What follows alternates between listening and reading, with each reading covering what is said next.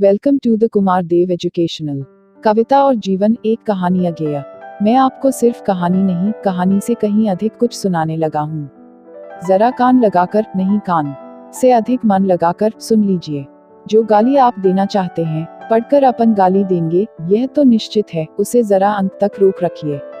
सब्र का फल मीठा होता है, क्या पता आपके सब्र का मुझे मिलने वाला फल वह गाली भी मीठी हो जाए। इस कहानी पर कलम घिसने का पारिश्रमिक मुझे नहीं मिलेगा, यह तो आप जानते होंगे, इसलिए गाली के बारे में फिक्रमंद होने के लिए आप मुझे क्षमा कर देंगे, यह उम्मीद है।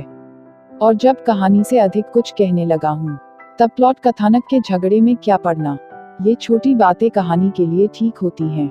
यहाँ तो जो सामने आ जाए वही उपयुक्त है। तो लीजिए, याद आती है हरिद्वार की बात। शिवसुंदर को सूझा था कि वह कलकत्ते में रहकर गली गली की खाक छानकर कविता करना चाहता है, तभी कविता नहीं बनती। Bengali clerk, Sikh driver, Anglo Indian, loafer लफंगे, बिहारी कांस्टेबल और सभी जगहों के भिखमंगे, सब आदमी आदमी आदमी, भला यह भी कोई कविता का विषय है।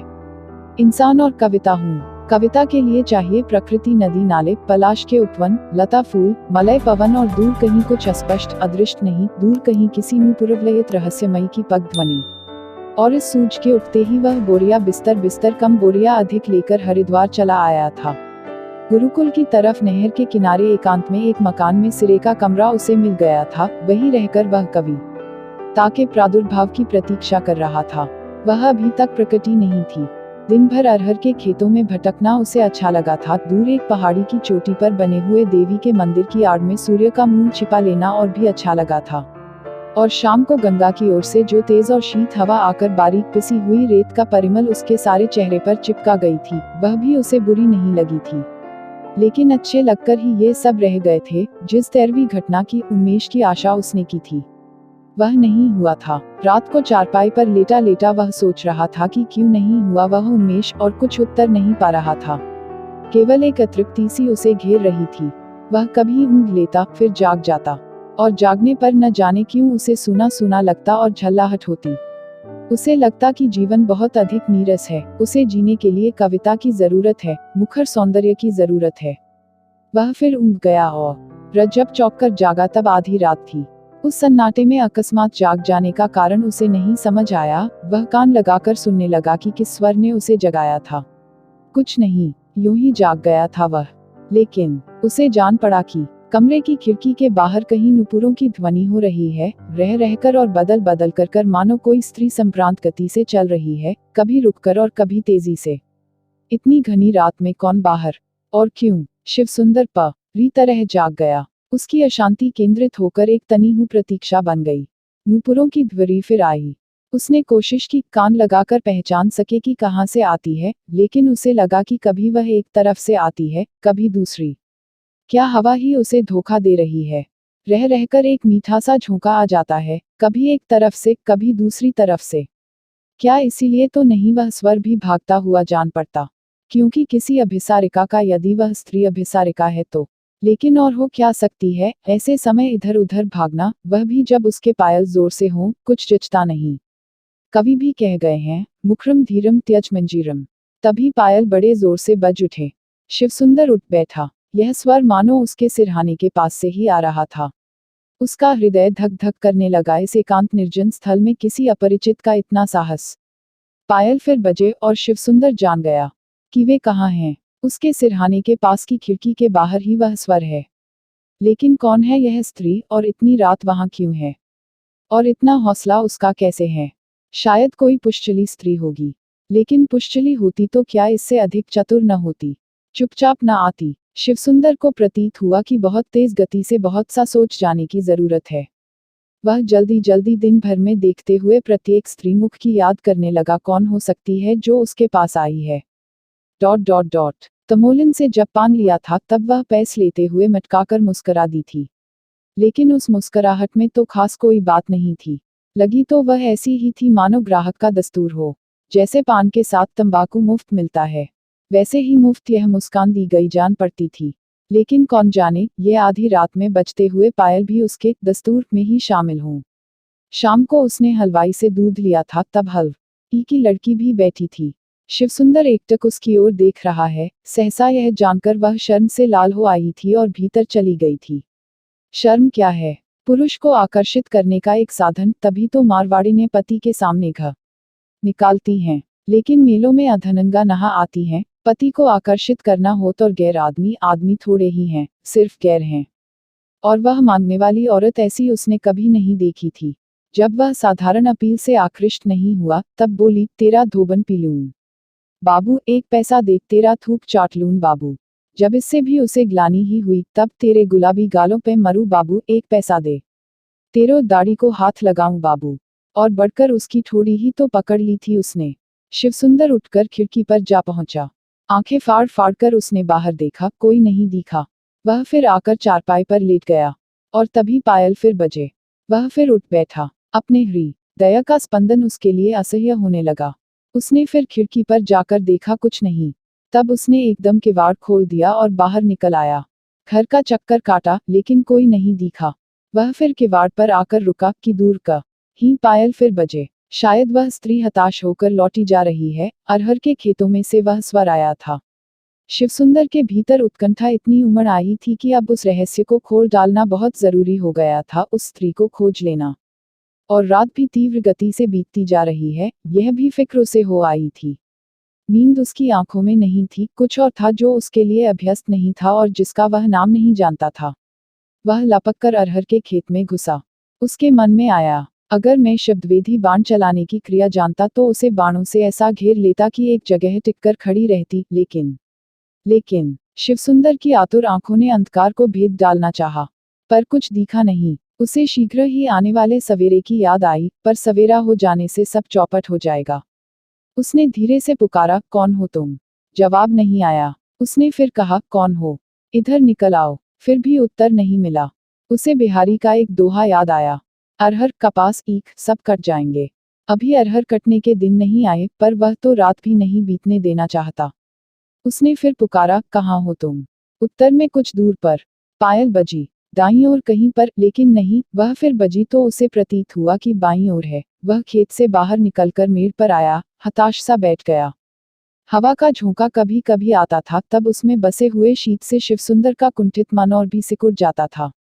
और तब दूर कहीं, कभी इधर कभी उधर, पायल बज उठती थी।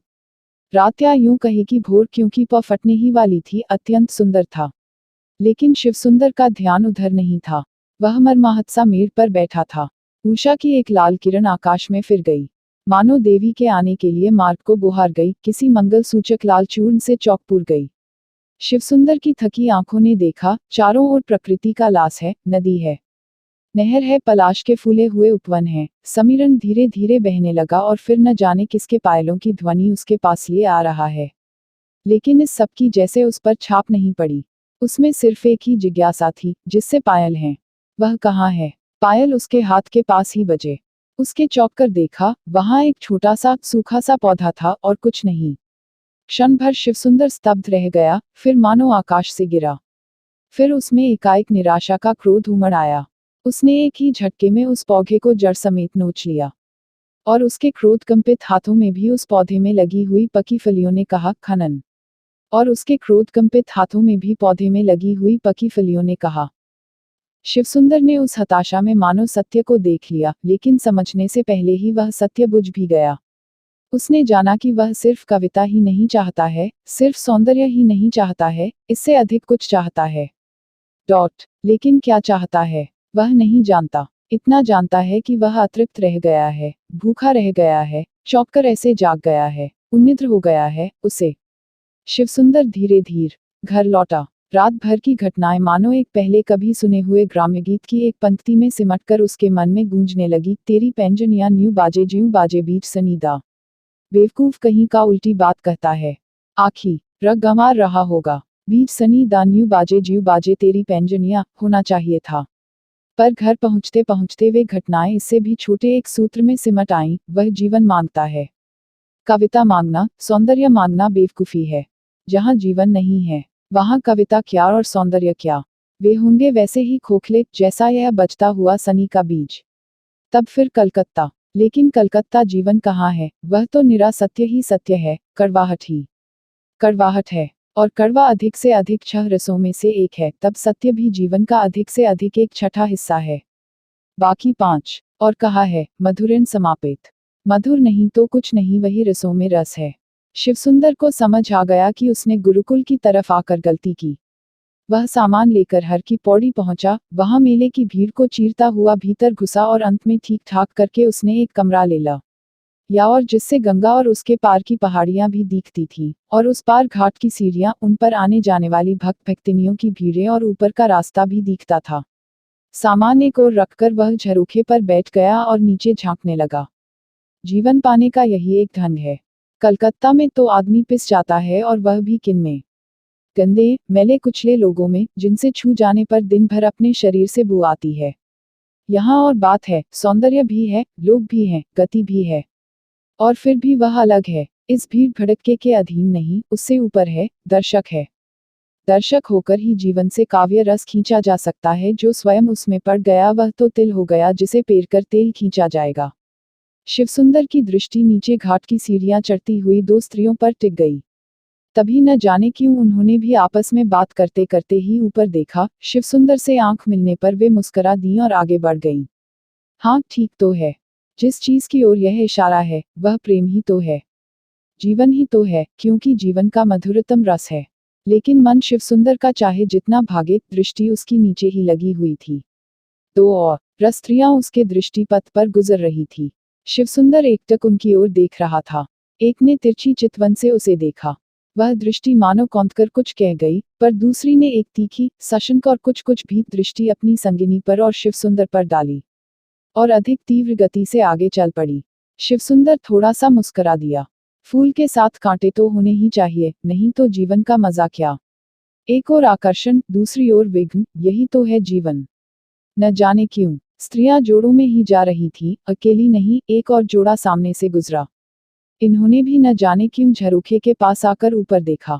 उनकी दृष्टि में संदेह पहले से था। जब उन्होंने शिवसुंदर को एकटक देखते हुए पाया, तब उससे क्रोध भी आ मिला। अवज्ञा से सिर हिलाकर वे आगे निकल गईं। शिवसुंदर ने सोचा, विरोध में एक आकर्षण होता है, एक ललकार होती है। वह आह्वान करता है कि आओ, मुझसे दो हाथ खे लो। आचार्य भी कह गए हैं कि बिना संघर्ष के, बिना कॉन्फ्लिक्ट के कला का विकास नहीं होता। हो कैसे सकता है? ज्यों ज्यों दिन चढ़ता आता था, स्नानार्थी अधिकाधिक संख्या में आते जाते थे। अब औरतें भी झुंड बांध बांध कर आ रही थीं, और झुंड ही लौटने लगे थे। एक टोली शिवसुंदर के झरोखे के नीचे से निकली। उनकई एक औरतों में से एक ने भी आंख उठाकर नहीं देखा, उनके लिए मानो शिवसुंदर था ही नहीं। शिवसुंदर ने तड़प कर कहा, नहीं नहीं, यह नहीं है जीवन। यह झूठ है, यह असत है, अशिव है, असुंदर है, यह हो ही नहीं सकता, यह जीवन नहीं है। लेकिन वह समूह निकल गया। उसके बाद और भी कई टोलियां स्त्रियों की आईं और निकल गईं, पर सीने नहीं देखा कि जीवन का भिक्षु शिवसुंदर झरोखे में खड़ा है। वह प्रवाह उसकी आंखों के आगे से वैसे ही निकल गया जैसे नदी के बीच में अथाह पानी बहता हुआ चला जाता है, पर किनारे से सटे हुए और सड़ते हुए तृण को वहीं पड़ा रहने देता है, हिलाता भी नहीं। उसे लगा, वह समुद्र की लहरों द्वारा उच्छिष्ट रेत पर पड़े एक घोंघे के भीतर सड़ते हुए जीव की तरह, कि वह इस प्रभाव के आगे जूठन की तरह अत्यंत नगण्य, क्षुद्र हो गया है। और उसने फिर तड़प कर कहा, नहीं, यह झूठ है, यह नहीं है जीवन। मैं नहीं मांगता है। वह झरोखे से हट गया और सोचने लगा, क्या मैं कलकत्ता लौट जाऊं? लेकिन इस विचार से वह सहम गया। कलकत्ता में तो कविता नहीं बनेगी। यहाँ शायद इस अतृप्त और अपदस्थता में शायद विधि हंसती है। विधि है या नहीं कौन जाने, पर वह हंसती जरूर है। मुहावरे ने उसे हंसने का हक दिया है। लेकिन शिवसुंदर की मांगें, उसकी तृप्ति, उसकी वासनाएं, विज्ञान की कुछ पुस्तकें उसकी समस्याओं का उत्तर देने की कोशिश करती हैं, लेकिन वे विदेशी हैं। विदेशी ज्ञान शिवसुंदर क्यों चाहे?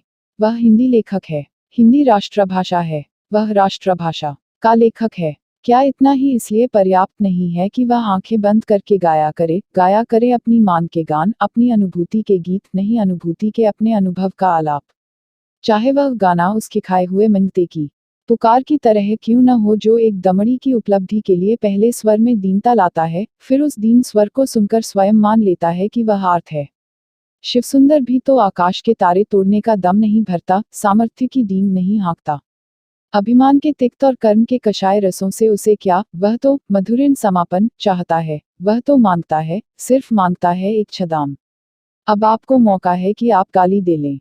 मेरी कहानी खत्म हो गई है। लेकिन जो आपको कहना है, जल्दी कह डालिए, क्योंकि मुझे अभी कुछ और निवेदन करना है। मैंने कहा था न, कहानी से अधिक कुछ कहूंगा। शायद आपको लगे कि मैंने कहानी भी नहीं कही, अधिक की क्या बात।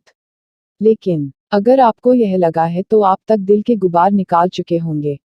अंत में अधिक कुछ मुझे यह कहना है कि अगर मेरी रचना में आपको छोटे मुंह बड़ी बात जान पड़ी हो तो यह सोचकर क्षमा कर दीजिए कि आखिर मैं भी दुर्भाग्य का मारा एक हिंदी लेखक हूँ।